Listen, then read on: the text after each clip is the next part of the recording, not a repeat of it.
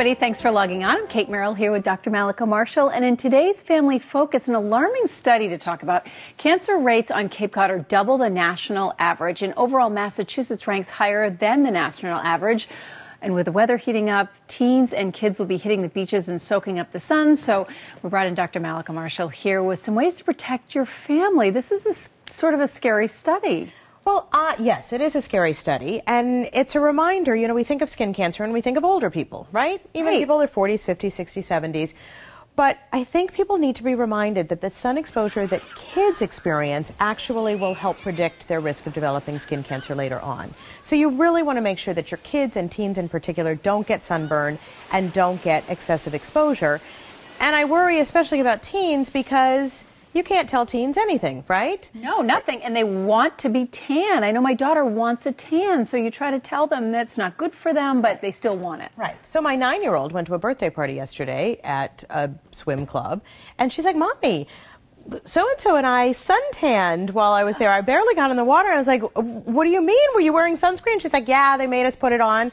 But she's at that age where adults can make her put it on, but teens are often out there sort of on their own without a lot of guidance. So I think this should be a reminder that we need to sort of educate our kids young and remind our teens why it's so important that they protect themselves. I know that I have a hard time with my kids as far as what kind of sunscreen to use. You know, I want to use the zinc or the titanium dioxide, the thick stuff. They don't want that. They want the spray that goes on easy. And so does that matter?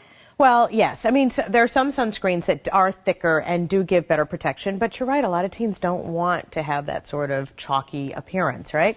So you want them to get to be able to use something. So the most important thing is to look for a sunscreen with an SPF of 30 or greater. If you're very fair skin or tend to freckle, then you might need something higher.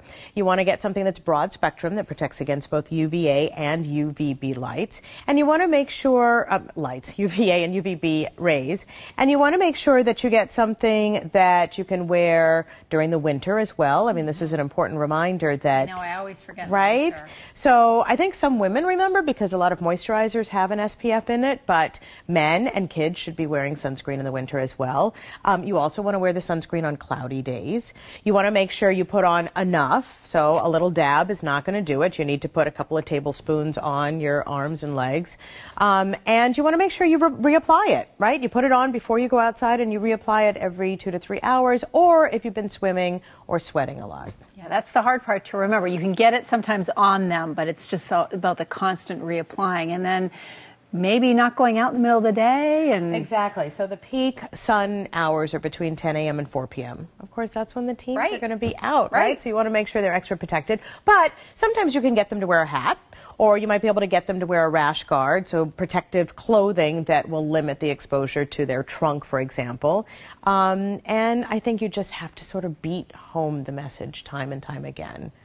And maybe make them pay consequences if you find that they haven't been using their sunscreen. Yeah, and just explain to them how dangerous it can be. Not that they'll listen. And tanning beds, too. No tanning beds. No tanning beds. All right. Thank you, Doctor. Appreciate it. You're welcome. Hope you enjoyed those tips. Thanks for logging on, and have a great day.